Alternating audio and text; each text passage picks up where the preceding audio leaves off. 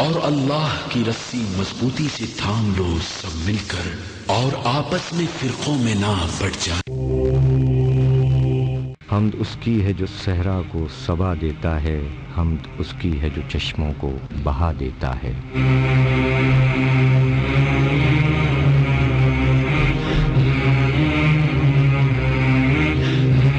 معزز سامعین اکرام، السلام علیکم ورحمۃ اللہ وبرکاتہ۔ آپ سن رہے ہیں سندھ پولیس FM 88.6 کی آواز، محرم الحرام کی خصوصی نشریات۔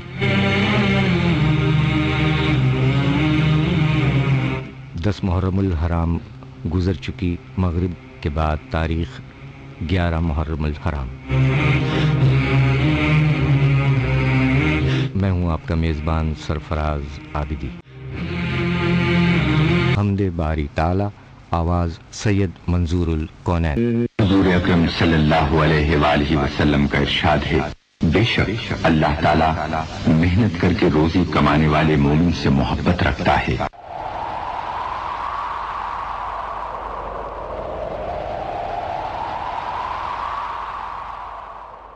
معزز سامعین، آپ سن رہے ہیں سندھ پولیس FM 88.6 سے محرم الحرام کی خصوصی نشریات۔ سامعین، ذرا سوچئے گا کہ جب بھی ہمیں کسی حق کے کام کو کرنے میں کوئی دشواریاں پیش آتی ہیں تو ہم لوگ کتنا گھبرا جاتے ہیں۔ ہمیں ظلم و ستم کا سامنا کرنا پڑے تو ہم لوگ گھبراہٹ کا شکار ہو جاتے ہیں۔ جب کبھی ایسا کوئی مرحلہ درپیش ہو تو ہمیں اس وقت کربلا کے خونی مناظر کو تصور میں لانا چاہیے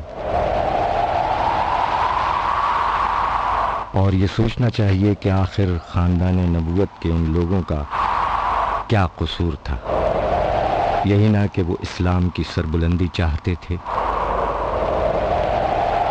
اسی مقدس جرم کی پاداش میں گلشن رسالت صلی اللہ علیہ وآلہ وسلم کے 9 شگفتہ پھولوں کو کس بے دردی کے ساتھ پامال کیا گیا،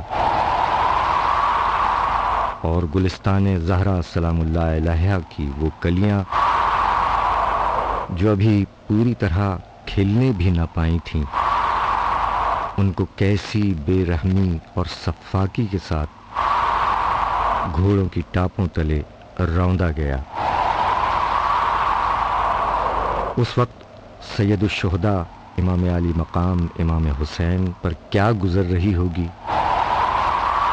جس وقت ان کے جگر پارے کٹ کٹ کر خاک و خون میں گرتے اور تڑپتے ہوں گے، ذرا سوچئے۔ کربلا کے خونی منظر سے متعلق گفتگو ہو رہی ہے۔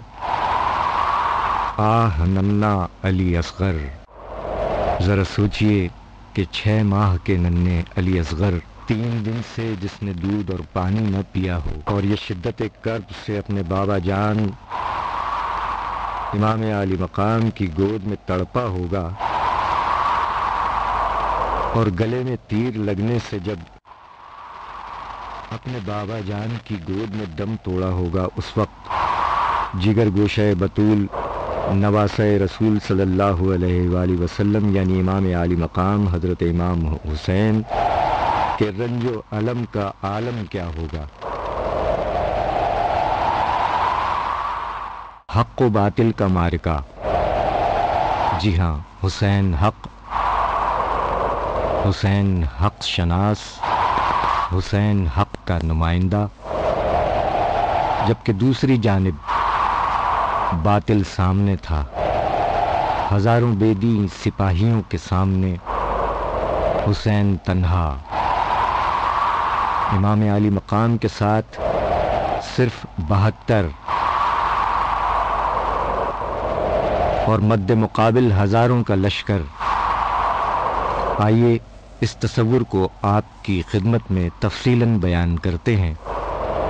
آپ سن رہے ہیں سندھ پولیس کی آواز FM 88.6 محرم الحرام کی خصوصی نشریات۔ معزز سامعین، محرم سن 61 ہجری، محرم کی 2 تاریخ تھی کہ حضرت امام علی مقام بمِ اہل بیت اور رفقا کوفے سے شمال مغرب 90 میل کے فاصلے پر کربلا کے میدان میں داخل ہوئے اور دریائے فرات کے مغربی کنارے نشیب کی طرف خیمہ لگانے کی ہدایت فرمائی۔ ادھر حسینی قافلے کے خیمے لگائے جا رہے تھے کہ ادھر سے ابن زیاد کی بھیجی ہوئی فوج آنی شروع ہوئی۔ حر بن ریاحی جو سرات کے مقام پر ملے تھے خدمت اقدس میں حاضر ہوئے۔ انہیں اس فوج کے سپہ سالار عمرو بن سعد بن ابی وقاص نے 500 سواروں کا ایک دستہ دے کر روانہ کیا تھا۔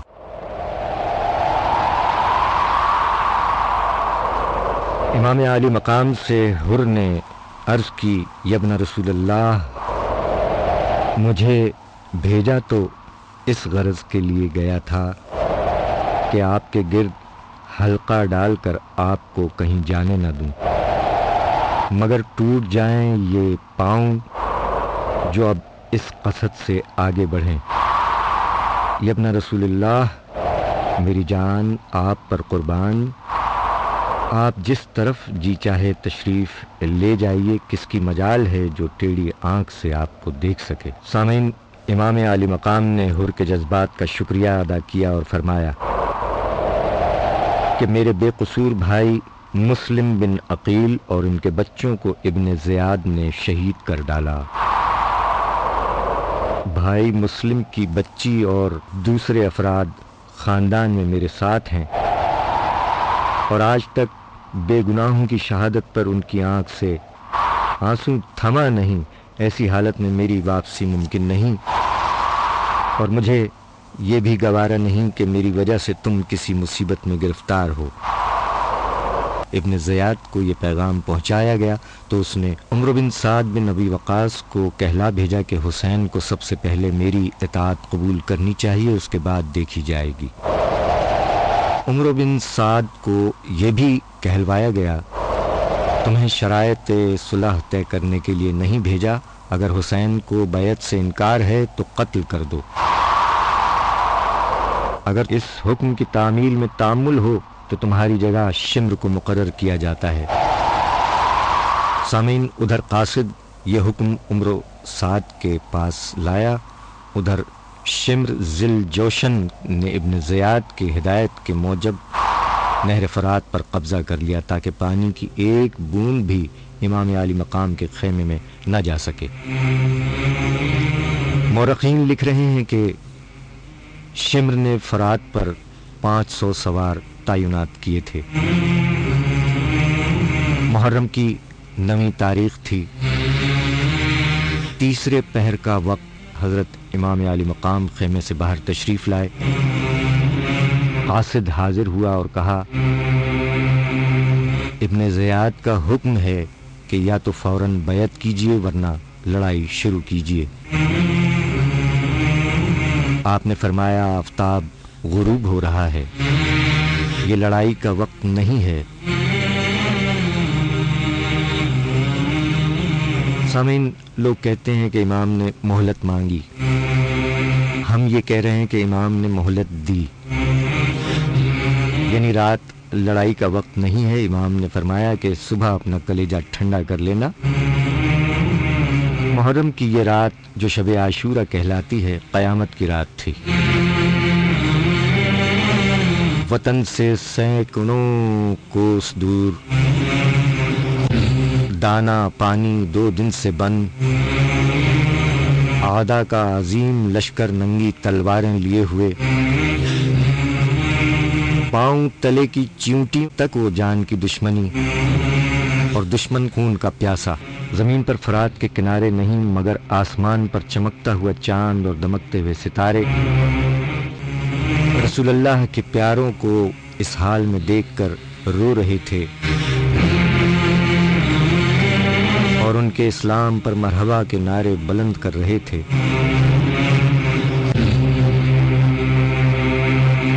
چادر مہتاب میدان کربلا پر بچھی ہوئی تھی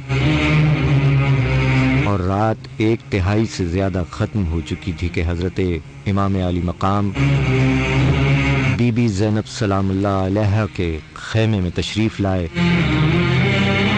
اندر داخل ہوئے تو دیکھا کہ بہن ٹہل رہی ہیں اور کسی فکر میں غرق ہے۔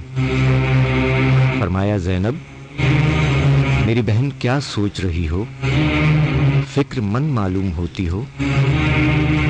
جواب دیا بھائی فکر یہ ہے، سوچ یہ رہی ہوں اور پریشان ہوں اس خیال سے کہ کل صبح کیا ہوگا۔ امام عالی مقام نے جواب دیا پریشانی کی کیا بات ہے، جو تم کہو گی وہی ہوگا۔ امام عالی مقام کا یہ جواب ایک طرف یہ ثابت کر رہا ہے کہ سامعین ان کو بہن سے بہت محبت تھی اور ان کی خاطر ہر حال میں منظور تھی کہ بی بی زینب سلام اللہ علیہا کی رائے ان کی نظر میں کس قدر اہم ہوتی ہے۔ سامعین جو بہن بھائی کے نام کی عاشق، بھائی کی صورت کی پروانہ تھی، جس کی آواز کی کڑک اور گرج دل ہلا دیتی تھی، مگر جس نے نیچی نظر کر کے ہمیشہ آہستہ سے بھائی سے بات کی، انتہائی جوش نہیں انتہائی صداقت اور انتہائی خلوص سے اس نے بلند آواز میں کہا اور بھائی کی آنکھوں میں آنکھیں ڈال کر کہا حسین حسین جو خون تمہارے جسم میں دوڑ رہا ہے وہی زینب کی رگوں میں بھی ہے۔ ہم نے باغیچہ اسلام کو اپنے خون سے سینچنے کے لیے سینکڑوں میل کی مسافت طے کی ہے۔ آج 2 روز سے اس طرح سورج طلوع ہو رہا ہے اور ڈوب رہا ہے، چاند نکل رہا ہے اور چھپ رہا ہے کہ ہمارے حلق میں پانی کی ایک بوند نہیں گئی۔ اس مقصد سے ہم نے سفر کی زحمتیں، کربلا کی مصیبتیں گوارا کیں، وہ حاصل ہوتا ہے یا نہیں اس بات کی فکر ہے کہ کل کیا ہوگا، میں یہ سوچ رہی ہوں۔ امام عالی مقام نے فرمایا زینب کل جنگ ہوگی، جنگ۔ جلال میں آئے ہوئے چہرے پر مسرت کی لہریں دوڑنے لگیں اور سیدہ کی بیٹی نے کہا ہاں بھائی جنگ ہوگی اور ضرور ہوگی، اگرچہ ہم جنگ کے لیے نہیں آئے تھے، اور یہ ایسی جنگ ہوگی حسین کی جرت و ہمت، حسین کے ایثار اور حق پرستی پر ساری دنیا دنگ رہ جائے گی۔ جی سامعین آج ساری دنیا دنگ ہے، آج ساری دنیا میں حسین حسین آوازیں بلند ہو رہی ہیں۔ سامعین شب عاشورہ کا بڑا حصہ بی بی زینب سلام اللہ علیہا اور امام علی مقام کی عبادات اور مناجات میں گزرا، اور حضرت علی اکبر کی صدائے اللہ اکبر نے صبح عاشورہ کا اعلان کیا۔ نماز سے فارغ ہونے کے بعد امام علی مقام اپنے ساتھیوں سے یوں مخاطب ہوئے، آپ حضرات کا شکریہ میری زبان سے ادا نہیں ہو سکتا، اور نہ میں اس قابل ہوں کہ آپ کی رفاقت اور عنایت کا کوئی معاوضہ ادا کر سکوں، مگر میری رائے پھر بھی یہی ہے کہ آپ لوگ میری وجہ سے اپنے بچوں کو یتیم اور اپنی بیویوں کو بیوہ نہ بنائیں اور جان بوجھ کر موت کے منہ میں نہ جائیں۔ امام علی مقام نے فرمایا کہ آپ لوگ جا سکتے ہیں، بہتر یہی ہے اور میری خوشی بھی یہی ہے کہ آپ صاحبان اپنے گھر واپس چلے جائیں اور مجھے میرے حال پر چھوڑ دیں۔ یہ سن کر رفقائے امام کی آنکھوں میں آنسو آ گئے اور کہا جب کربلا کے میدان میں آ گئے ہیں تو اب ہم زندہ واپس نہیں جا سکتے، ہم سب اپنے رسول کے نواسے پر جان و دل سے قربان ہوں گے۔ امام علی مقام نے ان کے لیے دعا کی اور خیمہ سے باہر آئے اور فرمایا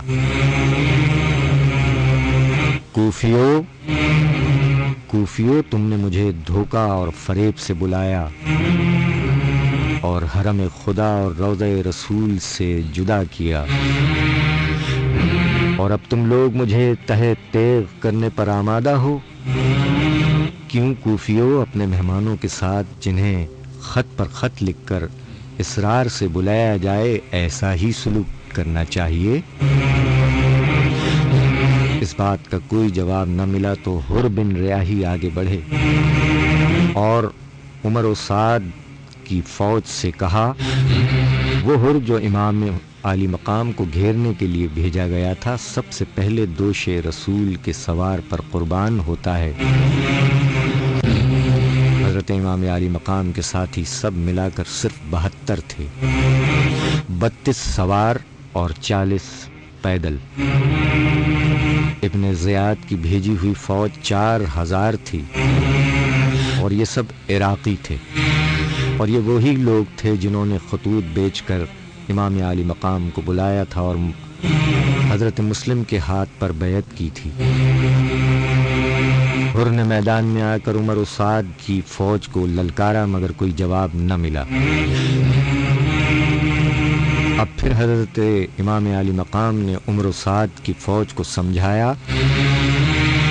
سامعین غور فرمائیے گا، امام عالی مقام نے اس فوج کو سمجھایا کہ دنیا کی چند روزہ عارضی خوشی پر مت پھولو اور خدا اور اس کے رسول کو بھول کر کیوں عاقبت خراب کرتے ہو۔ امام نے فرمایا، مسلمان ہو کر کیوں مسلمان کے خون سے ہاتھ رنگتے ہو؟ مگر ان پر کچھ اثر نہ ہوا، بلکہ ان کے لشکر سے 2 غلام آگے بڑھے۔ ان کے مقابلے کے لیے عبداللہ وہب کلبی آئے اور دونوں کی گردنیں اڑا دیں۔ ان میں ایک شخص سالم تھا، اس نے کلبی پر حملہ کر کے جب ان کی انگلیاں شہید کر دیں تو کلبی کی بیوی ام وہب ایک گرز لے کر نکلی، مگر حضرت امام عالی مقام نے یہ کہہ کر لوٹا دیا، خدا تمہیں جزائے خیر دے، عورتوں پر جہاد واجب نہیں۔ اس کے بعد 2 گھنٹے تک لڑائی ہوتی رہی۔